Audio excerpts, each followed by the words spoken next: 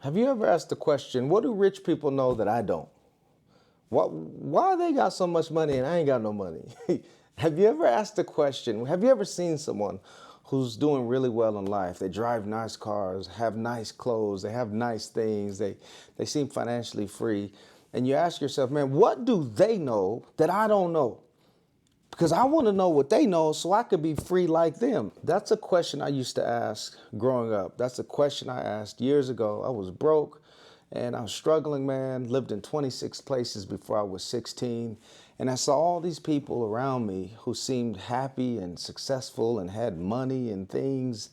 And I just didn't know, man, what do they know that I don't know? And through the years, I learned some invaluable lessons about wealth creation. Who am I? I'm Dr. Manny Scott, and I lived in 26 places, as I said, before I was 16. Grew up poor.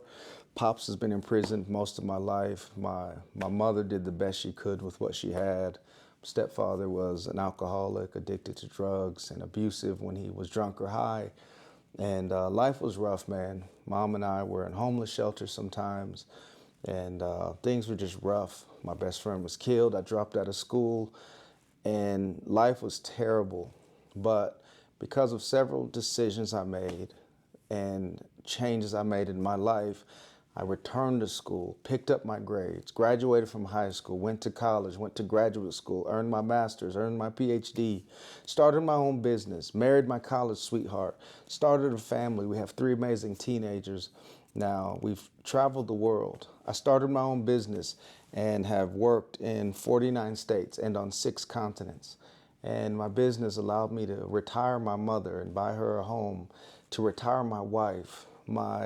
My business, it freed me up to invest in real estate. And I was able to retire last year from speaking all over the world.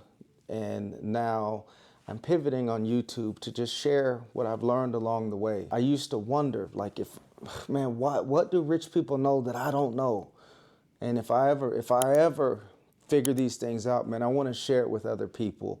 And so that's what I'm doing now. I'm sharing wisdom I've learned along the way from my own life experiences, from people I've met, mentors I've had, books I've read, and I'm doing my best to help others achieve financial freedom and really flourish in every area of your life.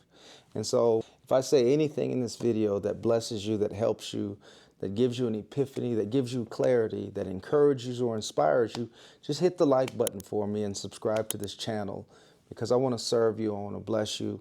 I want to thank all of you. We have about 300 new subscribers over the last month who've joined me, and I'm so grateful you've joined me, that you would trade your time to watch these videos, that you would invest. It's not free. You're investing your time when you subscribe and watch these videos, so I thank you for that. All right.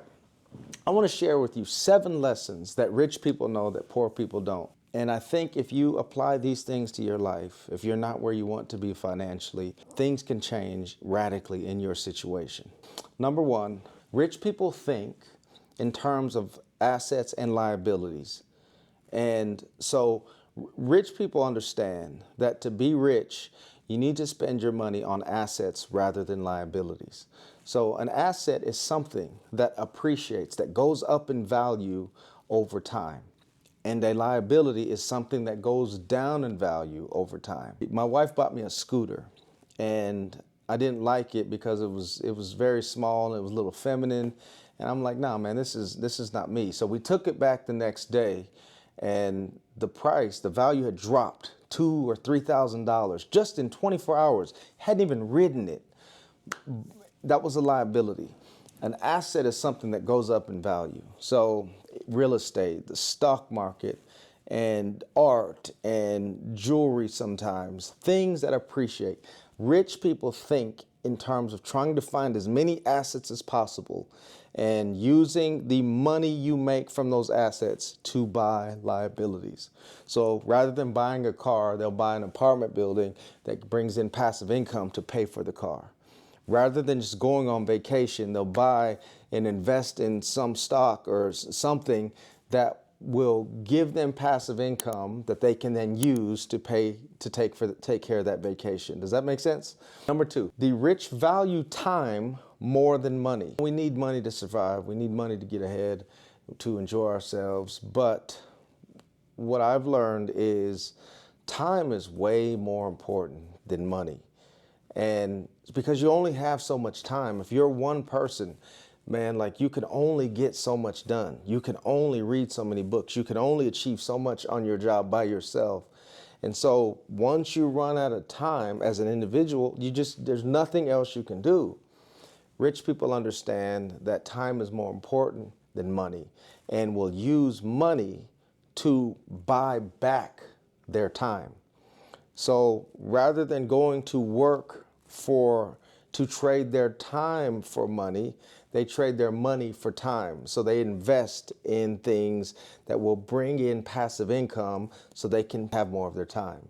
Or they hire people to do things that they don't want to do. They delegate their responsibilities so they can buy back their time. Number 3, the rich invest first and spend later, while the poor spend first and invest later. So when you get a check, what do you do with it? When I was broke, when I was poor, when I had no money, I get that check, I just buy whatever I want to get. I'm not thinking about investing. I didn't even understand anything about investing. And so I ended up like broke, broke. But I had to learn that you'll never get free by working for someone else. You'll never be free by having a job. The only way you'll get free is if you take the money you're making and you invest it in things that will appreciate in value and give you passive income over time so you can live on that. And so rich people understand that I need to invest my money and use those investments, the passive income from those investments, and then spend the money I'm making that I have left over on liabilities. But they spend after they invest. Poor people get that check, spend it, and don't have anything left to invest. Number 4, the rich understand the importance of calculated risk, while poor people fear risk.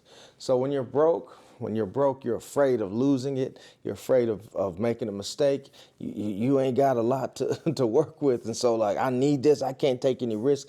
And there's this fear. This is, I got to hold on because I'm never going to get ahead. But the rich understand that in order to be free, in order to be financially free and location independent, that you have to take calculated risks. You have to be willing to take informed, educated, calculated risks. You have to look for opportunities that will help you make more money. Starting a business takes a lot of faith and it involves you taking a huge risk.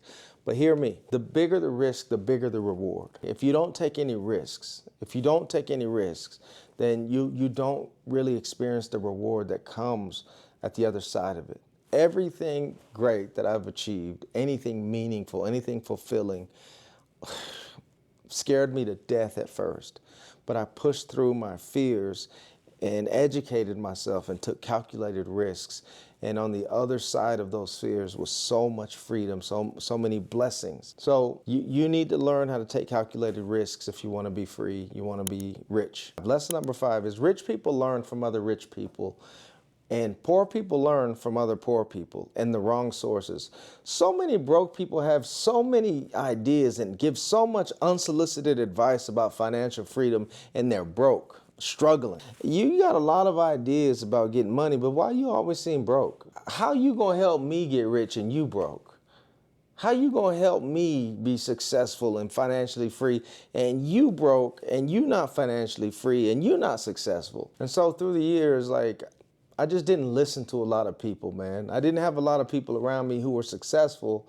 And so I just didn't want to hear anything they had to say. And honestly, I only want to hear from people who are doing better than me, who have achieved the level of success that I want to achieve. And so if you don't make as much money as me, if you're not as successful as me, then I don't really want to hear what you have to say about making money. I don't want to hear what you have to say about success because I don't see it in your own life. Rich people look to other rich people and wealthy people for ideas about how to not only protect their wealth, but how to grow their wealth. Number 6, rich people play the long game and poor people usually seek immediate gratification. Rich people understand that for an investment an asset to appreciate over time, you need time. You need time. You need to let it sit there 5 years, 10 years in order for the value to go up. But a lot of people don't have that kind of patience. And instead, they want it now. You want it now. You want that car now, those nice clothes now.